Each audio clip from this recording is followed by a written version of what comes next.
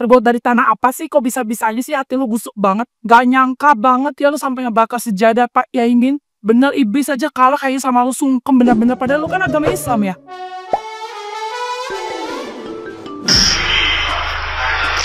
Yang bakar sajadah.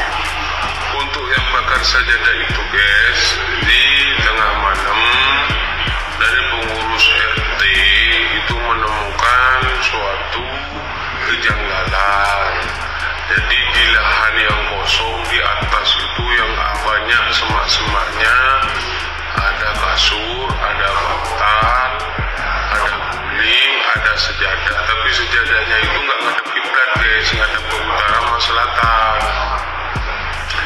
Dan ada daleman wanita, BH, termasuk itu. Intinya kita kan juga curiga guys, takut ada apa-apa. Jadi dari pengurus RW langsung menindaklanjuti ke lokasi karena tidak ada yang merasa yang punya. Akhirnya ketimbang terjadi sesuatu, itu diputuskan untuk dibakar guys. Itu guys. Logikanya tengah malam di sawah, di tengah sawah dan hutan itu banyak pohon-pohon besar, ngapain guys? Begitu. Pada salvo kok kalem ngomongnya. Ya. Pada salvo Intinya Sajadah Yaimin dan istri dibakar. Astagfirullahaladzim. Ini sudah jelas loh pengakuannya teman-teman. Jujur saya non-Islam. Saya sedih, saya kecewa mendengar ada sajadah dibakar. Memang biadab. Alasannya ada kejanggalan. Jujur selama ini saya tidak pernah mendengar bahwa sajadah itu dipergunakan untuk hal yang aneh-aneh atau yang janggal. Saya taunya sajadah adalah alas untuk saudara-saudaraku umat muslim dalam menjalankan ibadahnya. Mana nih kepolisian Malang? Mana nih arek-arek Malang? Ini sudah jelas loh, penistaan agama. Hah? Apa jangan-jangan pasal penistaan agama itu hanya berlaku buat kami yang minoritas? Hah? Tolong dong tindak lanjuti. Gimana komentar kalian teman-teman? Tulis di kolom komentar. Terima kasih. Dugong, lu manusia macam apa sih? Terbuat dari tanah apa sih? Kok bisa-bisanya sih hati lu busuk banget? Gak nyangka banget ya lu sampai ngebakar sejadah Pak Yaimin. Bener iblis aja kalah kayaknya sama lu, sungkem bener-bener. Padahal lu kan agama Islam ya. Lu kan agama Islam, kok bisa sih sesegila itu? Sakit jiwa iya. Ya ampun, sekeji itu bener-bener ya lu ya Dugong. Manusia terbuat dari apa sih lu? Bisa-bisanya perlengkapan ibadah lu bakar. Dan yang parahnya lagi itu sejadah ternyata hanya ada beberapa di Indonesia.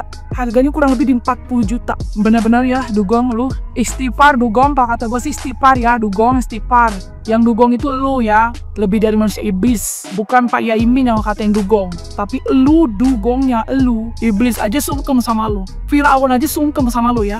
Segila itu lu sampai ngebakar sejadah Pak Yaimin. Bener-bener lu ya. Lu kan agama Islam ya. Lu berhijab. Kok bisa sih sejadah lu bakar? Sakit jiwa ya. Bener-bener lu harus banyak-banyak istighfar ya Dugong. Jangan pengen victim mulu, ratu drama. Yang lu bakar itu alat perlengkapan sholat umat muslim ya. Itu sama dengan lu penistaan agama. Lu ngebakar alat perlengkapan sholat, yaitu sajadah. Sejadah apalagi itu punya orang, bukan punya lu sendiri. Bener-bener sakit, udah sakit gila lu ya Dugong. Mbak, pembakaran sajadah itu termasuk pelanggaran atau enggak sih sebetulnya?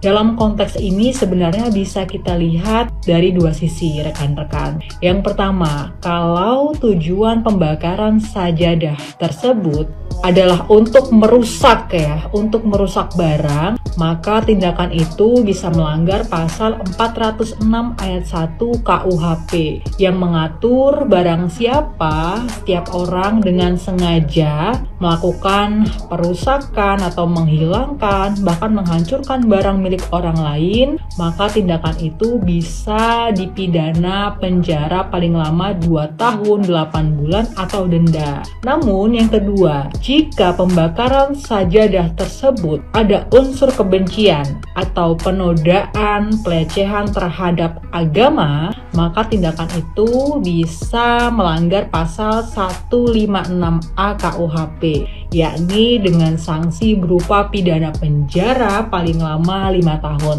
Jadi itu aja rekan-rekan yang bisa aku share. Next kita akan coba bahas mengenai update info selanjutnya terkait kasus ini. Ada yang terbaru lagi Bun tentang pembakaran sajadah loh Bun. Betul, aku tadi baru FYP, dia sedang live, Sofyan dengan Sarah sedang live. Terus ada yang tanya, gimana Pak soal pembakaran sajadah? Dijawab dong guys, dijawab. Berarti kan orang itu tahu siapa yang bakar. Padahal waktu Yaimin itu konferensi pers, dia tuh nggak ada ngasih tahu siapa yang membakar sajadah. Dia cuma bilang sajadah dia dibakar, jam dia hilang, Versace, Rolex, semua dengan emas. Udah. Terakhir terjawab sendiri kan siapa yang bakar? Yap, Sofyan, Sahara, RT RW dan setempat sekitarnya. Ya kan? Makanya jangan banyak cakap, ujung-ujungnya dengan kalian banyak cakap terbongkar sendiri dari mulut kalian. Udah, kalaupun kalian melihat sajadah itu udah nampak kalian, janganlah dibakar. Itu kan otomatis punya warga kalian sekitar kan, tanya ini barang siapa. Kalau kalian RT RW yang baik, kalau kalian memang warga yang baik. Apalagi sekarang kalian tahu sajadah itu bukan sajadah kaleng-kaleng cuy, 48 juta anjir. Pasti kalian terkaget kan, ih bagus kemarin ku ambil, ngapain ku bakar. Kalian bakar sajadahnya, kalian kira sajadah murah mungkin ya. Terus jam Rolex, jam Versace punya Pak Yaimin ada 4 jam katanya di situ. Nggak tahu lah kemana tadi bakar, tadi ambil, nggak tahu lah kita ya kan. Kalian lah yang tahu itu. Dah, Yaimin nggak ada ngasih tahu loh siapa yang ambil, siapa yang bakar. Malah kalian sendiri yang buka suara. Dari sini juga netizen tuh udah bisa nyimpulkan kayak mana bobroknya kalian. Kayak mana RT RW toksiknya sekitaran kalian itu kayak mana. Ya, jadi kita harus kawal terus ini. Minimal kalau kalian jumpa ya kan tengah-tengah sawah, di tengah-tengah sawah itu ada sajadah. Kau pesantren kau bilang, namanya orang ibadah tuh dimanapun boleh, nggak pernah ibadah kau ya, lucu.